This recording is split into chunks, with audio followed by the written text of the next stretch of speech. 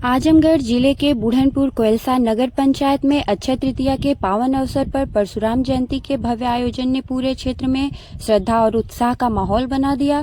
कार्यक्रम में मुख्य अतिथि संतोष पांडे जिला मंत्री ने अपने संबोधन में कहा कि भगवान परशुराम त्याग, साहस और धर्म की रक्षा के प्रतीक हैं। उन्होंने कहा कि समाज को उनके आदर्शों पर चलकर एकजुटता और नैतिकता को मजबूत करना चाहिए।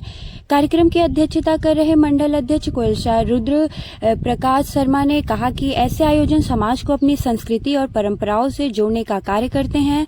उन्होंने युवाओं से आह्वान किया कि वे भारतीय संस्कृति के मूल्यों को अपनाएं और समाज में विकास के योगदान दें। संयोजक भाजपा मंडल अध्यक्ष कोयलसा धर्मपड़ी पांडे ने कहा कि यह आयोजन केवल एक धार्मिक कार्यक्रम नहीं बल्कि समाज में जागरूकता और एकता का संदेश देने का माध्यम है। उन्होंने सभी आगंतुकों का आभार व्यक्त करते हुए कहा कि इस तरह के आयोजन आगे भी निरंतर होते रहेंगे। इस मौके पर उपस्थित हरिप्रसाद दुबे, राघवेंद्र पांडे, अशोक मिश्र, चंद्रशेखर पांडे, दुर्गेश पांडे, शैलेश पांडे, वीरेंद्र सिंह, पीयूष पांडे और त्रिपुरारी पांडे सहित अन्य लोगों ने भी भगवान परशुराम के आदर्शों को समाज के लिए प्रेरणादायक बनाते हुए कहा कि हमें उनके जीवन में सीख लेकर समाज में सकारात्मक बदलाव लाना चाहिए। पूरे आयोजन के दौरान भक्ति, श्रद्धा और सामाजिक एकता का अद्भुत संगम देखने को मिला, जिससे यह कार्यक्रम क्षेत्र में चर्चा का विषय बना रहा। इस सभागार में उपस्थित अक्षय तृतीया के शुभ अवसर पर भगवान विष्णु के छठे अवतार भगवान परशुराम की जयंती पर हम सब एकत्र हुए हैं। इस उपलक्ष्य में हम आप सबको धन्यवाद ज्ञापित करते हैं।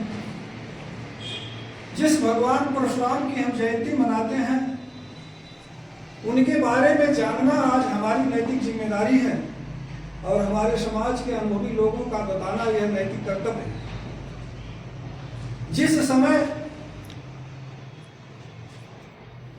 सहस्त्रबाहु नामक राक्षस का आतंक धरती पर सर्वव्याप्त था, त्राहि त्राहि मचा था, उस समय भगवान विष्णु ने माता लक्ष्मी से कहा कि अब मैं महात्मा जमदग्नि माता रेणुका के चौथे पुत्र के रूप में धरती पर अवतरित होऊंगा और इस दुष्ट का संहार करूंगा।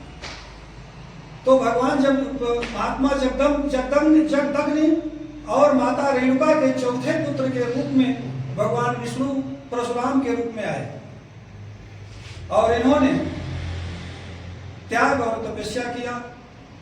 उस समय राक्षसों का जो आतंक था, तो भार्गव वंशी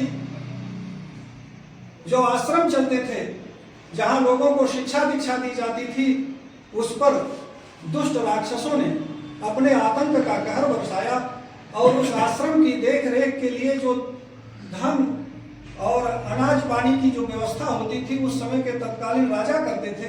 तो 21 राजाओं का संगठन बना के ये सहस्त्रबाहु ने उस सहायता को रोक दिया। तो भार्गव वंशी परेशान हो गए। उस समय विश्वामित्र जी कामधेनु की बछिया नंदिनी नामक को लेकर आए और एक कन्या उनके साथ, दोनों को उस आश्रम में समर्पित किए और उस कामधेनु के प्रभाव से आश्रम की सारी व्यवस्थाएं संचालित होंगी। ये बात सहस्त्रबाहु को बहुत बुरी लगी। नहीं है, अपने अधिकारों की चेतना आपके अंदर नहीं है, जानते नहीं है। हम निजी स्वार्थों में डूबे हुए हैं। जिस दिन हम खड़े हो जाएंगे उस दिन अवकाश भी घोषित होगा और उत्सव मनाने के लिए फंड भी जारी होगा और उस हमारे जुलूस के लिए सुरक्षा व्यवस्था भी मिलेगी। जितने भी हैं लोग आज जो फूटी आंख नहीं देख रहे हैं, वो घुटनों पर आके फूल माला चढ़ाएंगे और जी हुजूरी करेंगे। एक दिन शाम से ही आ जाएंगे, सरकार हमें क्या करना है, क्या करना है। वो मंगल पांडे के लिए भी ट्वीट करेंगे, आर्यभट्ट के लिए भी ट्वीट करेंगे, आजाद चंद्रशेखर के लिए भी ट्वीट करेंगे, जितने भी हमारे महापुरुष हैं उनके लिए ट्वीट करेंगे। हम तो त्याग वाले हैं भाई। महात्मा शिविर को देख लीजिए। देख लीजिए, हमने त्याग किया है, अपने शरीर का दान कर दिया, अपने अस्थियों का दान कर दिया है। हम कभी जातवाद नहीं किए। अगर जातवाद किए होते तो हम रावण की पूजा करते। हम तो राम को अपनाए, हम आदर्श के साथ रहे, हम मानवता के खिलाफ, हम मानवता के साथ रहे। हम कभी अनाचार और अत्याचार के साथ नहीं रहे। उसके बाद भी अगर हमारी उपेक्षा है तो इस उपेक्षा का एकमात्र कारण है कि हम लोग आज भीड़ तंत्र के रूप में खड़े नहीं हो पा रहे हैं इस लोकतंत्र में।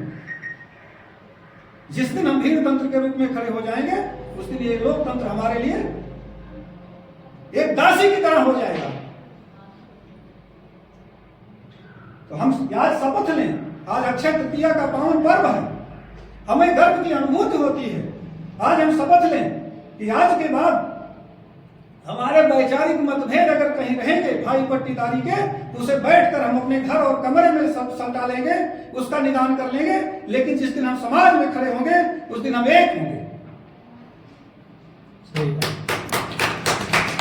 जिस दिन हम मैसेज पास कर पाएंगे उस दिन बड़े बड़े सत्ताधीश आपके चरणों में आके आपका चरण वंदना करेंगे। फिर कोहबर की आवश्यकता है, उसकी लिपाई पुताई करनी है, ढाक लाना है, ढाक का पात लाना है, उसमें मुसहर समाज की आवश्यकता है। हमने समाज को कब छुआ? हम तो समाज के लगभग 7 से 8 वर्गों को लेके चलते हैं। आप ये भी ध्यान दीजिए कि कर्मकांडी ब्राह्मण अगर कहीं पूजा कराता है तो वो अपनी दक्षिणा के लिए नहीं चिल्लाता है, पहले वो कहेगा हमारे इतना मनई है नहीं कर।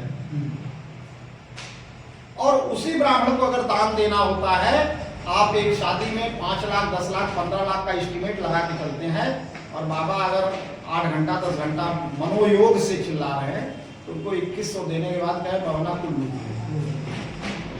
ये व्यवस्था उसमें भी समाज के लोग, जब आपको कोई प्रणाम कर रहा है, आपको सम्मान दे रहा है, तो आपके शरीर को सम्मान नहीं दे रहा, आपकी योग्यता, आपके कुल, आपके वंश को सम्मान दे रहा।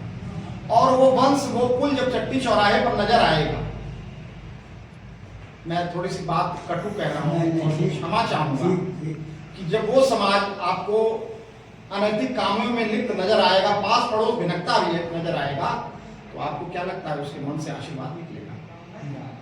आज कितने ब्राह्मण के लोग हैं, जितने समाज के लोग हैं, जितने लोग जिन्हें धारण करते हैं, कितने लोग शिखा रखे हैं बाल में, सर में, कितने लोग चंदन को धारण करते हैं?